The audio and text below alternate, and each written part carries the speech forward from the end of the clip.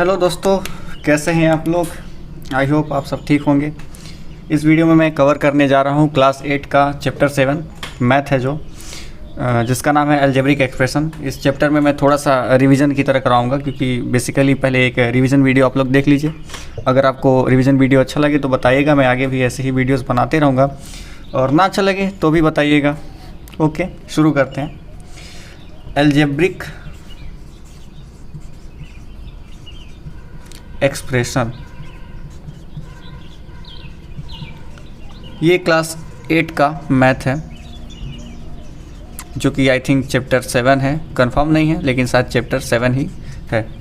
इसमें आपको मैं एक बस छोटा सा रिवीजन करवाऊंगा, और आप लोग बताइएगा कि आपको ये वीडियो कैसा लगा। अक्सर किताबों में हम लोग देखते हैं कि पहले यहाँ पे ऐसे लिख दिया जाता है कि अलजेब्रिक एक्सप्रेशन, और एक बड़ा सा यहाँ पे खूब बड़ा सा क्या कर देते हैं, डेफिनेशन लिख देते हैं, और आपको समझने के लिए दे दिया जाता है। पर आपको तो डेफिनेशन से समझ में आता ही नहीं है। तो इसलिए तो भाई मैं आपको यहाँ पे एक वीडियो बना रहा हूँ, जिससे कि आपको अच्छे से समझ में आ पाए, और मैं कोशिश करूँगा अपनी भाषा में समझाने का। तो आज थोड़ा सा चलिए एक डिफरेंट तरीके से सीखने की कोशिश करते हैं। हम डेफिनेशन पे नहीं जाएंगे, अपनी भाषा में कोशिश करेंगे समझने के लिए। तो चलिए शुरू करते हैं। फिर इसको मैं इरेज कर लेता हूँ और आपको अपनी भाषा में समझाने की कोशिश करता हूँ, ठीक है। इस अलजेब्रिक एक्सप्रेशन के डेफिनेशन को समझने से पहले आइए एक ज़रा एक चीज़ समझते हैं। ऐसे में एक लाइन ड्रॉ कर लेता हूँ।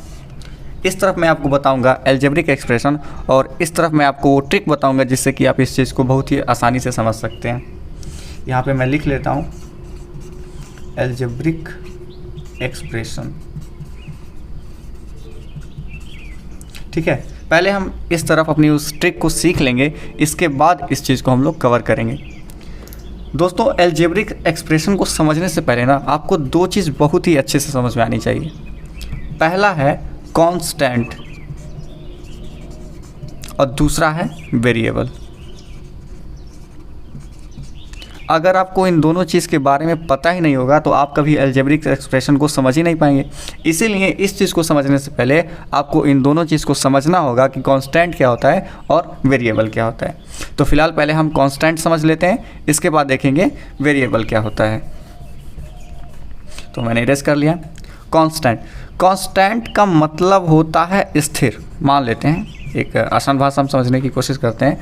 अगर मैं कहूँ तो कांस्टेंट का मतलब क्या होता है, स्थिर, ठीक है। स्थिर मतलब एक ऐसी चीज़ जो बदले नहीं, मतलब वो स्थिर है। जैसे मैं एक एग्जांपल के तौर पर लूँ, जैसे एक नंबर ले लीजिए, आप एक नंबर ले लीजिए जैसे 2। ये जो 2 है कभी बदल सकता है, कभी बदल सकता है। आप ज़रा सोच के बताइए, जो 2 है इसकी वैल्यू हमेशा कितनी रहेगी, 2 ही रहेगी। आप 3 ले लीजिए, 3 ही रहेगी। कभी बदल सकता है क्या, कभी 3 4 हो सकता है, नहीं ना। तो इस पे हम एक अनुमान लगा सकते हैं कि जितने भी नंबर्स होते हैं 0 से लेकर के इन्फिनाइट तक, वही क्या कहलाते हैं, कांस्टेंट कहलाते हैं। यानी ये जो नंबर्स हैं जैसे 1 2 3 4 5 6 7 8 ऐसे बढ़ते जाएंगे 100 आएगा, एक समय ऐसे आएगा। मतलब जहाँ तक आप नंबर्स को सोच सकते हैं वहाँ तक लिख लीजिए। इनकी वैल्यू कभी चेंज ही नहीं हो सकती भाई।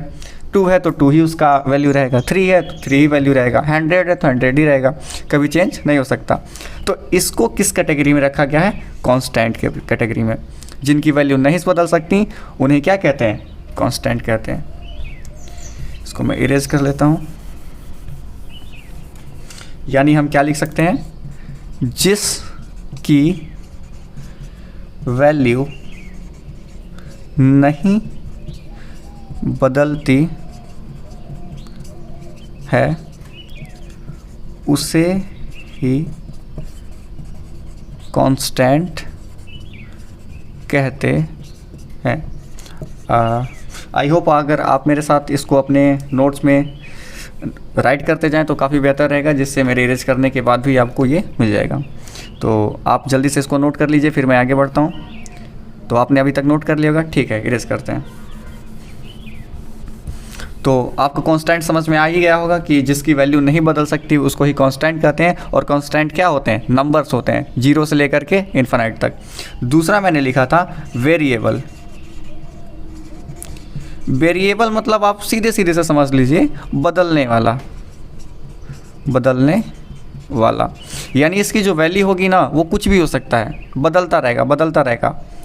ये जो होते हैं ना वो अल्फ़ाबेटिकल होते हैं,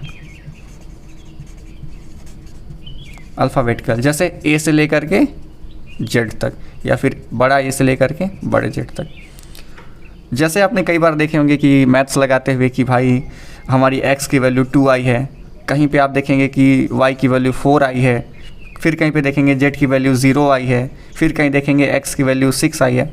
यानी ये जो x है, ये जो z है, ये जो y है, इसकी वैल्यू जो है ना कांस्टेंट नहीं है, मतलब ऐसा नहीं है कि वो नहीं बदलेगा। अलग अलग जगह पे आप देखेंगे कि कहीं पे x की वैल्यू 2 है तो कहीं पे 6 हो जा रही है, कहीं पे 10 हो जाएगा, कहीं पे 0 हो जाएगा। यानी जो इनकी वैल्यूज़ है ना वो चेंज होती रहती हैं, एक जगह इनका जो वैल्यू फिक्स नहीं होता है, और जिसकी वैल्यू फिक्स नहीं होती है उसे ही तो वेरिएबल कहते हैं। तो आपको शायद समझ में आ गया होगा। अक्सर आपने मैथ में देखा होगा कि किसी चीज़ को हम m से डिनोट करते हैं, n से डिनोट करते हैं, ज़्यादातर तो आपने x से ही देखा होगा। तो जब इनकी वैल्यू फिक्स नहीं होती या फिर किसी चीज़ की वैल्यू हमको नहीं पता होती है तो उसको हम x, y, z कुछ भी मान लेते हैं। तो आपको वेरिएबल समझ में आ गया होगा कि जिसकी वैल्यू फिक्स नहीं होती है या फिर जिसकी वैल्यू बदल सकती है हर बार, उसे क्या कहते हैं? वेरिएबल कहते हैं। तो आई होप आपको वेरिएबल और कांस्टेंट समझ में आ गया होगा। एक बार मैं फिर से रिवाइज कर दे रहा हूँ यहाँ पे लिख करके। कांस्टेंट यानी कि जिसकी वैल्यू फिक्स हो, यानी जिसकी वैल्यू ना बदले उसे कांस्टेंट कहेंगे। और ये जो होते हैं नंबर्स होते हैं, 0 से लेकर के 1, 2, 3 ऐसे ऐसे चलता चला जाएगा। और वेरिएबल क्या होते हैं? जिसकी वैल्यू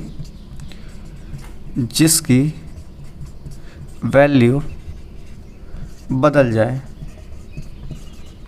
कांस्टेंट में क्या था? उसकी वैल्यू कभी नहीं बदलेगी, हमेशा कांस्टेंट रहेगा। और वेरिएबल क्या होता है कि जिसकी वैल्यू हमेशा क्या हो, बदल जाए। जैसे हमने एग्जांपल लिया था x का ना, कभी उसकी वैल्यू 1 आ सकती है, 2 आ सकती है, 3 आ सकती है, 100 आ सकती है, 1000 आ सकती है, 0 आ सकती है। तो इसकी वैल्यू फिक्स है? नहीं फिक्स है, इसलिए क्या कहलाते हैं? वेरिएबल।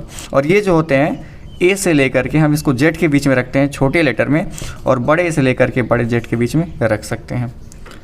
तो आपको कांस्टेंट और वेरिएबल आई होप समझ में आ गया होगा। अब आते हैं अपने मेन मुद्दे पे, जिसको हम क्या करने वाले हैं? अलजेब्रिक एक्सप्रेशन को इस चीज़ के माध्यम से समझने वाले हैं। तो मैं इसको फटाफट इरेज कर लेता हूँ, फिर आपको समझाता हूँ। तो देखते हैं अलजेब्रिक एक्सप्रेशन। यहाँ पे मैंने पहले से ही लिखा हुआ है, आप एक आसान भाषा में समझने की कोशिश कीजिए। जब हम कांस्टेंट को और वेरिएबल को किसी भी ऑपरेटर के माध्यम से, ऑपरेटर कहने का मतलब है चाहे वो प्लस के माध्यम से, चाहे माइनस के माध्यम से, चाहे मल्टीप्लाई या फिर डिवाइड के माध्यम से, आपस में दोनों को जब हम जोड़ देते हैं तो हमारा क्या बन जाता है? Algebraic expression. एक एग्जांपल ज़रा लेके देखते हैं। जैसे हमारा है 2x + 4। इस एग्जांपल में देखिए, ये एक कांस्टेंट है, हाँ है क्योंकि ये नंबर है। ये एक वेरिएबल है, ये भी है। ये एक ऑपरेटर है, यहाँ पे जैसे मैंने लिखा था ना प्लस माइनस मल्टीप्लाई या फिर डिवाइड, हाँ ऑपरेटर है। और ये भी एक कांस्टेंट है। आप यहाँ पे साफ साफ देख सकते हैं कि ये जो हमारा 2 कांस्टेंट है वो x के साथ, x एक वेरिएबल है, मल्टीप्लाई के साथ जुड़ा हुआ होता है। मैंने पहले भी आपको कई बार समझा चुका है कि जब 2 कांस्टेंट या फिर वेरिएबल के बीच में कुछ नहीं दिखता है तो हमेशा क्या माना जाता है? मल्टीप्लाई। तो आप यहाँ देख सकते हैं कि जो 2 है और x है ये आपस में जुड़े हुए हैं मल्टीप्लाई के द्वारा। उसके बाद ये फिर प्लस लगा हुआ है और उसके साथ एक क्या है? कांस्टेंट है। तो ये पूरा का पूरा एक्सप्रेशन जो है ना जुड़ा हुआ है आपस में। इसमें कांस्टेंट भी है और इसमें वेरिएबल भी है और ये आपस में जुड़े भी हैं, तो इसलिए ये क्या कहलाएंगे? Algebraic expression. एक और एग्जांपल लेते हैं, जैसे 2/3x + 4/3y। भाई यहाँ पे भी कांस्टेंट है, वेरिएबल है, यहाँ भी कांस्टेंट है, वेरिएबल है, ये आपस में प्लस के द्वारा जुड़े हुए हैं, इसलिए क्या बन गए? अलजेब्रिक एक्सप्रेशन बन गए। एक और एग्जांपल लीजिए, 3x + 4y - 2। ये भी एक अलजेब्रिक एक्सप्रेशन है। भाई इसमें कांस्टेंट है, वेरिएबल है और आपस में क्या? प्लस माइनस से जुड़े हुए हैं, तो इसलिए क्या हो गए? अलजेब्रिक एक्सप्रेशन हो गए। आई होप आपको अलजेब्रिक एक्सप्रेशन समझ में आया होगा। अगर आपको समझ में आया होगा तो बताइएगा, मैं ऐसे ही वीडियोस बनाते रहूँगा।